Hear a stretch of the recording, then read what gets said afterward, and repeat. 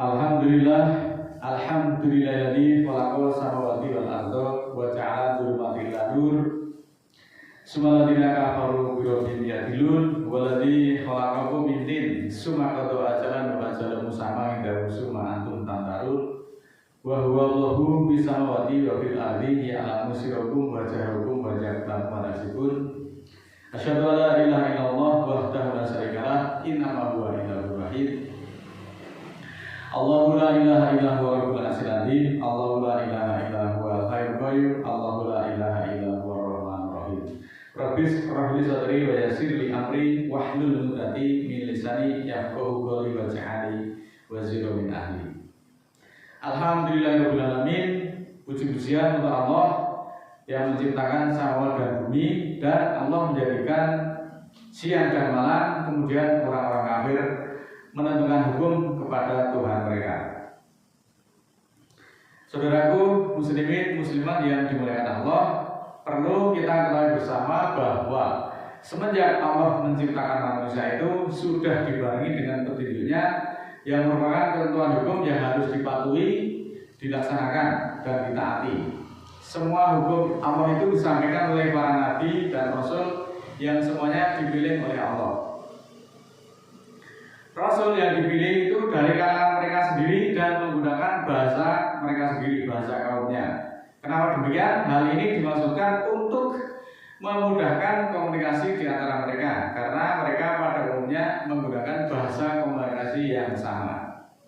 Lalu pertanyaan muncul di antara kita, lalu bagaimana?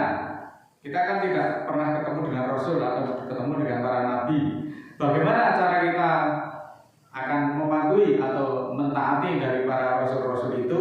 Ini pertanyaan yang banyak sekali diajukan oleh saudara-saudara kita. Nah, di sini kita akan coba kupas, kita akan coba bahas dalam forum yang singkat ini, dalam majelis yang sangat singkat ini, bagaimana cara kita mematuhi Rasul. Bahwa mematuhi Rasul itu adalah mematuhi hukum yang disampaikan oleh para Rasul, yang semuanya ada atau terkandung di dalam Al-Quran. Sebab memang tugasnya para Rasul itu hanyalah menyampaikan. Maka kita jangan salah bahwa Rasul itu hanya sekedar penyampai wahyu yang beliau terima, yaitu seluruhnya ada di dalam Al-Quran. Jadi Rasul itu termasuk Muhammad itu sebagai pelaksana hukum, bukan pembuat hukum. Pembuat hukum semuanya mutlak adalah kuasa Allah. Rasul atau siapapun itu tidak ada kuasa untuk membuat hukum. Inil hukmu ilallah, ayatnya demikian. Bahwa menetapkan hukum hanyalah kewenangan dari Allah. Oleh sebab itu Allah menjelaskan melalui Al-Quran bahwa barang siapa yang mentaati Rasul, maka sungguh dia telah mentaati Allah. Karena apa? Karena memang yang disampaikan oleh para Rasul itu datangnya dari Allah dan bukan buatan dari mereka sendiri, apalagi buatan Bukhari, Muslim dan seterusnya. Bukan. Bukhari ataupun Muslim dan sebagainya itu tidak hidup sejaman dengan Rasul Muhammad. Jadi mereka belum pernah ketemu ataupun tatap muka langsung dengan Rasul Muhammad SAW. Oleh karena itu, mari kita perhatikan di dalam surat ke-81 ayat 19 sampai 21 selengkapnya sebagai berikut. A'udzubillahi minasyaitonirrajim. Bismillahirrahmanirrahim. Innahu laqaulu rasulun karim. Bahwa Al-Quran itu adalah perkataan Rasul yang mulia. Dikuatin inda dil arsil makin. Pemilik kekuatan pada yang memiliki ars yang kokoh. Mutiin suma amin. Ditaati kemudian amanlah dia. Ayat senada juga di dalam surat ke-69 ayat 40 sampai 42.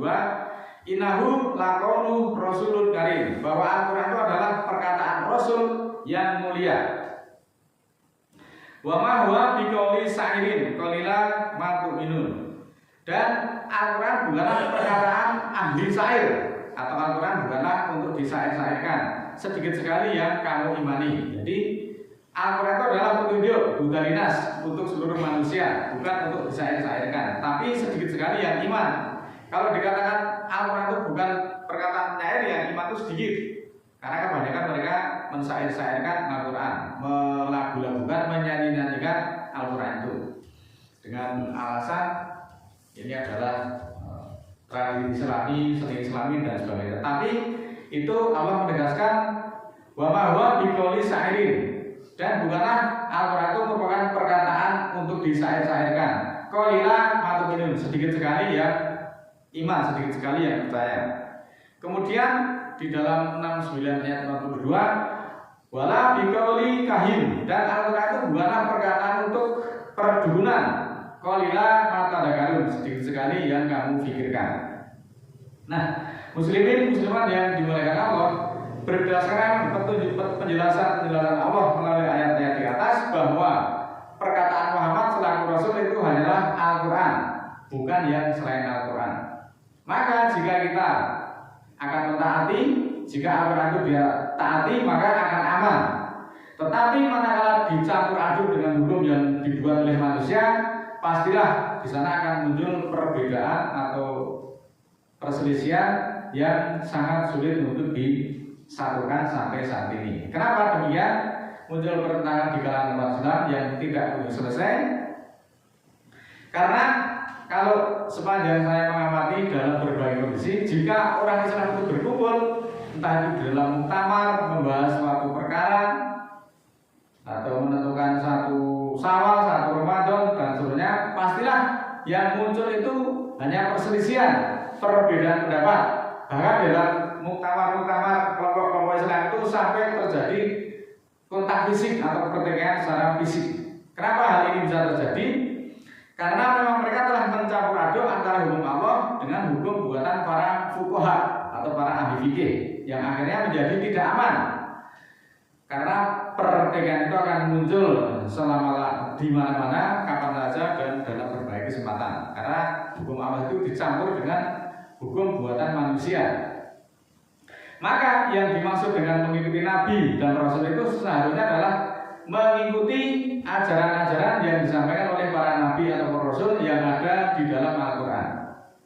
Hal ini sudah terbukti sangat valid, nyata. Akibat mengikuti yang selain Al-Quran, hanya kekacauan yang didapati, bukan lagi keamanan. Maka 1000%, sekali lagi pernyataan ini saya tegaskan, 1000% bahwa ayat-ayat Allah itu benar dan di dalamnya tidak ada kontradiksi. Mari kita perhatikan surat ketiga Al-Imran ayat 95. Qul sadaqallah fatabiru millata Ibrahim hanifah wa makana minal musyrikin. Katakanlah Allah benar, maka ikutilah milah Ibrahim sesempurnanya dan tidaklah dia termasuk musyrikin. Surat ke-6 ayat 161. Qul inani hadani rabbi ila siratal mustaqim dinan qiyaman millata Ibrahim hanifah wa makana minal musyrikin. Katakanlah bahwa Tuhanku menunjuki aku kepada siratal mustaqim atau jalan yang lurus, atau kalau dikatakan tuntunan yang kokoh, agama yang tegak, milah Ibrahim sesempurnanya, dan dia tidaklah termasuk musyrikin. Ibrahim itu tidak termasuk orang-orang yang musyrik. Selanjutnya surat ke-16 ayat 123, Tsumma auhayna ilaika inna anit tabi milata Ibrahim hanifah wa makana minal musyrikin.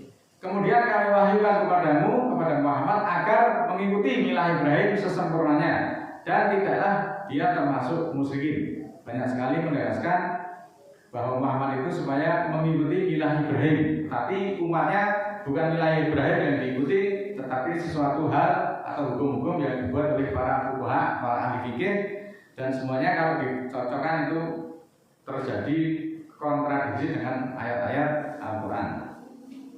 Nabi Muhammad dalam hal ini memerintahkan umat Islam itu untuk mengikuti milah Ibrahim. Milah itu adalah ajaran.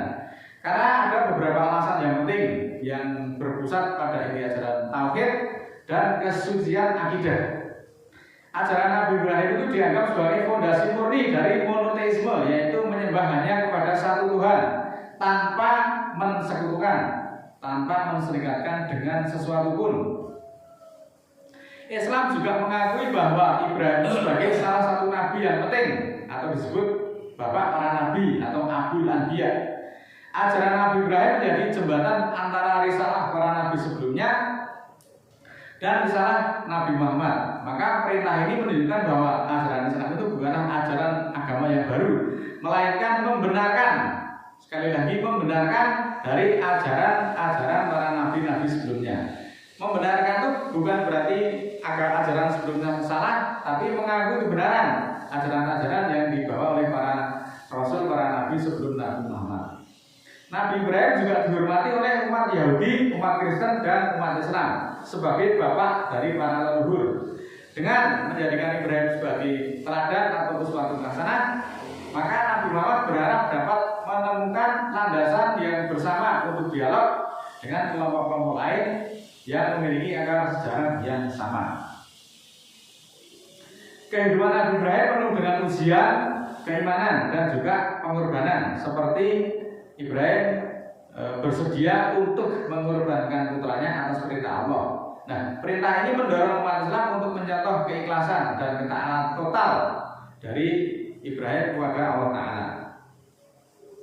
Surat ketiga ayat 31, Qul in kuntum tuhibbunallaha fattabi'uni yuhibbukumullahu wa yaghfir lakum dzunubakum wallahu ghafurur rahim. Katakanlah, jika kamu mencintai Allah maka ikutilah aku. Niscaya Allah akan mencintai kamu dan mengampuni dosa-dosamu, dan Allah Maha Pengampun lagi Maha Penyayang. Ayat ini menekankan bahwa cinta kepada Allah itu bukan sekedar perasaan emosional, tapi harus terwujud dalam tindakan yang nyata dan menjadi pedoman dalam kehidupan. Mengikuti Rasul artinya tidak boleh menambah atau mengurangi apa yang telah diajarkan beliau melalui Al-Quran. Dengan demikian adalah orang-orang Islam, terutama para ahli fikih, para fuqaha, mestinya lebih cermat, harus lebih teliti dan hati-hati di dalam mengambil kesimpulan. Karena di dalam Al-Quran kata-kata ikutilah aku itu jumlahnya banyak, bahkan puluhan. Tapi bukan berarti ikutilah aku itu mengikuti hadis-hadis yang selama ini beredar. Karena faktanya memang banyak sekali hadis-hadis itu yang palsu atau sengaja dipalsukan dan mengakibatkan perpecahan di kalangan umat Islam sendiri. Apabila di dalam pemahaman Al-Quran itu belum diketahui atau mungkin saja analisanya belum sepenuhnya dipahami, adalah kita tidak langsung cepat-cepat menyimpulkan bahwa Al-Quran kurang sempurna, Al-Quran tidak ada keterangannya, tidak ada penjelasannya. Tapi justru kita itu dituntut untuk lebih giat mentadabbur, mengkaji, mendalami, dan meneliti agar kita semuanya mendapat pengertian dan lebih mendalam. Karena Al-Quran menyatakan telah lengkap, sempurna, dan adil sebagaimana tercantum dalam surat ke-6 ayat 115. Wa tamat kalimatu rabbika sidqa wa adlan la mubadila li kalimatihi wa huwas samiul alim. Telah tamat, telah sempurna kalimat Tuhanmu dengan benar dan adil. Tidak ada perubahan bagi kalimat-kalimatnya, dan Allah Maha mendengar lagi Maha mengetahui. Selanjutnya surat ke-16 ayat 89. Wa yawma naqasu fi kulli ummatin sahidan alaihim min anfusihim wa jinna bika sahidan ala haula'i wa nazzalna alaikal kitaba tibyana likulli syai'in wa hudan wa rahmatan wa busra lil muslimin. Dan pada hari kami bangkitkan setiap umat seorang pemberi bukti atau penyaksi atas mereka dari diri mereka, dan kami datangkan kepadamu seorang pemberi bukti atas orang-orang ini, dan kami turunkan atasmu kitab Al-Quran yang menerangkan atas setiap sesuatu, petunjuk serta rahmat dan kegembiraan bagi para muslimin. Muslimin muslimat yang dimuliakan Allah, dari uraian ayat-ayat tersebut ditarik kesimpulan bahwa mengikuti Nabi, mengikuti Rasul itu bukan mengikuti pribadinya, karena pribadinya beliau sudah meninggal. Apakah kita juga mau ikut meninggal? Mengikuti Nabi itu mengikuti segala apa yang disampaikan oleh para Nabi dan Rasul, yang semua ketentuan hukumnya itu ada di dalam Al-Quran.